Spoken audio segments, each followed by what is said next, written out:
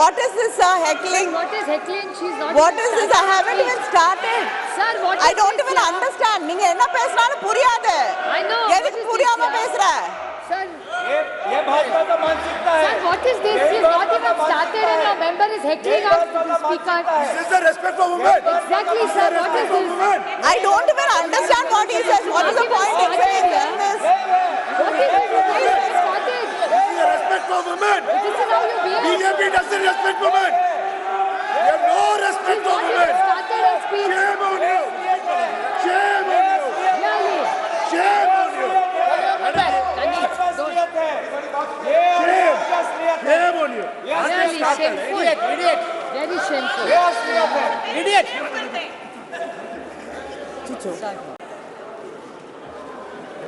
Sir, I stand here and I'm happy to be speaking about the Women's Reservation Bill, and it is one of the very few bills I think most of us would agree on. And we thought this bill will be passed with all of us supporting each other and standing together. But unfortunately, the BJP has taken this also as an opportunity for politicking, and it is very unfortunate.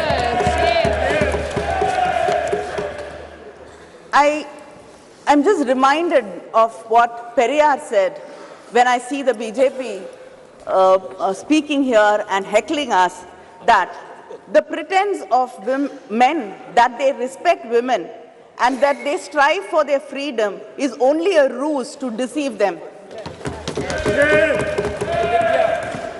You did now. You did. Just you did. That is your first example. I'd like to quote the former Chilean president, Michelle Bachelet. A better democracy is a democracy where women do not only have the right to vote and to elect, but to be elected. In 1990, after the Montego-Chelmsford reforms were passed, we got the rights to vote, especially in the Madras presidency and the Bombay presidency. The Justice Party, Needhi Katchi, passed a resolution on 10th May 1921 to grant voting rights for women for the first time in India. In 1927, Tamil Nadu elected its first women legislator in the country, Dr. Muthulakshmi Reddy, who was instrumental in abolishing the Devadasi system. But sir, nearly 100 years after that, we still have not passed the bill. In 1929, Periyar, in the Self-Respect Conference in Chengalpet, passed a resolution insisting on reservations for women in education, employment, and politics. The Women's Reservation Bill was first brought with the support of the DMK during the United Front government in 1996, September. And then Thiru Devegowda, who was the Prime Minister, brought this bill, and the Law Minister Ramnath Kalab was the one who presented the bill in this House. Then again, our respected former Prime Minister Vajpayee ji again brought this bill, but it was the UPA government in 2010 which passed it in the Rajya Sabha. Yes.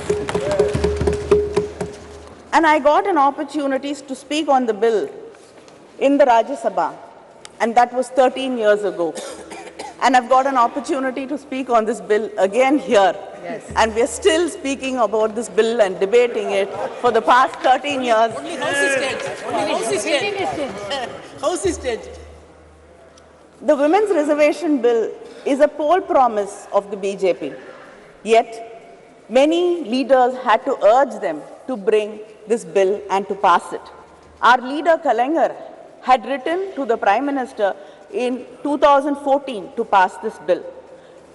Madam Sonia Gandhi wrote to the Prime Minister in 2017 requesting him to pass this bill. Our Chief Minister, M.K. Stalin, wrote to the Prime Minister again in 2017 requesting and urging the government to pass the bill. He said, The bill which was moved to empower women's voice in the legislatures and parliament of our great nation is struggling to succeed. This is really disheartening. The DMK even conducted a rally in Delhi from the Mandi House to the Jantar Mantar, and we had a march, and like-minded women leaders and women's organizations participated in the rally. I myself have raised this issue of bringing the reservation bill many times in Parliament, and to many of my starred and unstarred questions, the government's reply was very consistent. They said that they have to involve all stakeholders, political parties, and then build a consensus before bringing the bill. I'd like to know what consensus was built, what discussions were held. This bill was brought shrouded in secrecy. Yes, yes. We did not know why this session was called for. In the all-party leaders meeting, there was no mention of this bill. I don't know if any of the political party leaders were called for discussions and deliberations about bringing the bill.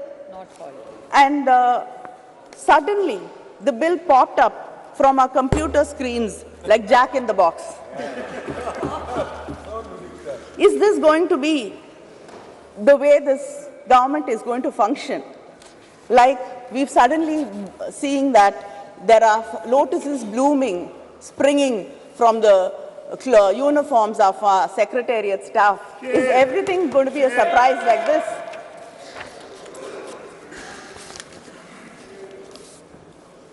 In spite of all this, when the Prime Minister mentioned the Women's Reservation Bill, and when our own Megwalji introduced the bill, our minds were so full of happiness, and the lines of Mahakavi Bharati rang in my heart.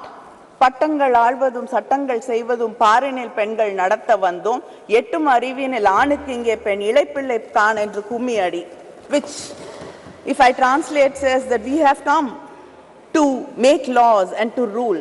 Now we are equals and let us cherish it. But then, like the crows and crows of my sisters who were waiting for this bill to be passed, my heart also sank when you said we had to wait for it and we don't know when actually the bill is going to be implemented. In 2010, when the bill was brought by the UPA government, there was no conditions. The bill was to take effect immediately after the passage of the bill. But the bill which was presented yesterday clearly says the reservation in Clause 5, it states the reservation of seats for women in the House of the People, the Legislative Assembly of the State and the Legislative Assembly of the National Capital Territory of Delhi shall come into effect after an exercise of delimitation is undertaken for this purpose, after the relevant figures for the first census taken after the commencement of the Constitution. Our leader, Muthuvel Karunanidhi Stalin, in his statement today has said that India is the only country which has not conducted the decadal census. And if delimitation is going to be based on population census, it will deprive and reduce the representation of the South Indian states. It will become like a sword hanging on our heads. Yes. He has said that we support the bill. But he asked this question, why should the implementation be connected to the delimitation? Yes, why? And it is, he says, it is a strange drama staged by the BJP, keeping in mind the 2029 elections, 2024 elections. And we cannot ignore the representation for women from the backward classes either. He has emphasized that the doubts and the fear in the minds of the people of Tamil Nadu and the South Indian states about our representation being reduced should be clarified, and there is a fear in the minds of the people that our voices will be undermined. There should be a clear clarification about this, because we do not want our representation to be reduced in any way. And just because you cannot give a reply saying we will not be underrepresented, because the numbers will be the same and other states will get more representation. As it is, this has to continue so that we get equal say in what is being discussed. Sir, the 17th Lok Sabha has passed 40 bills on an average every year, and without hardly having opinions of women and without even hearing our voices in this House or the Rajya Sabha. And India ranks 141 out of 193 countries, falling in women's representation, falling behind our neighbors like Pakistan, Bangladesh and Nepal. How long should we wait to see this bill being implemented? It can easily be implemented in the coming elections, the parliamentary elections. This bill, you should understand, is not a reservation, but an act of removing bias and injustice. And if you do not remove the clause which says after delimitation, then there is no point, because we do not know when this inordinate delay can go on. You can do the census, the delimitation after 10 years, 20 years, 30 years. The wait will continue going on. 2021 is not done. And and of course, some of our leaders are very worried that if a woman becomes like a man, like if a man becomes like a woman, he gets the qualities of a woman, then he becomes God.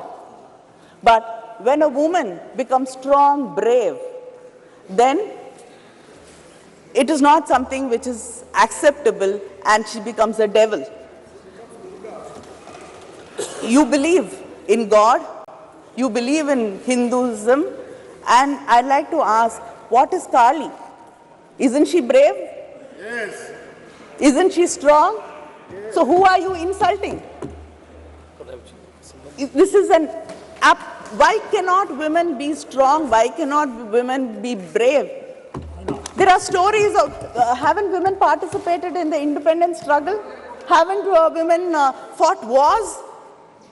Haven't you seen leaders, strong leaders like Mrs. Indira Gandhi in this country?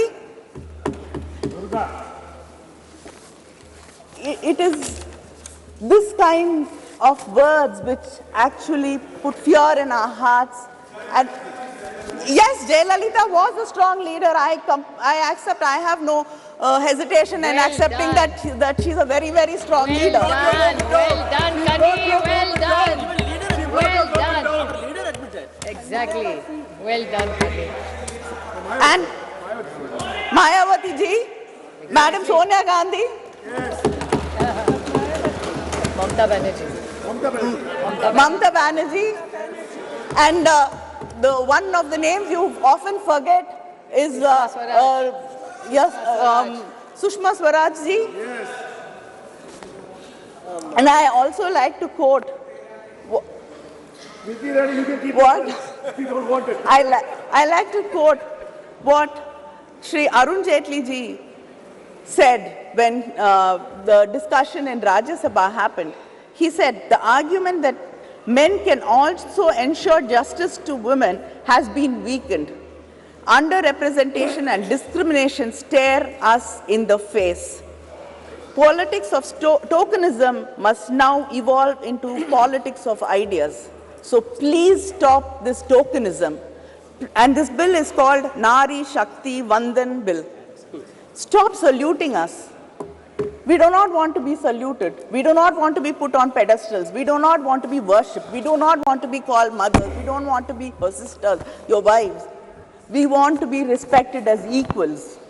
Let us get down from the pedestal and walk as equals.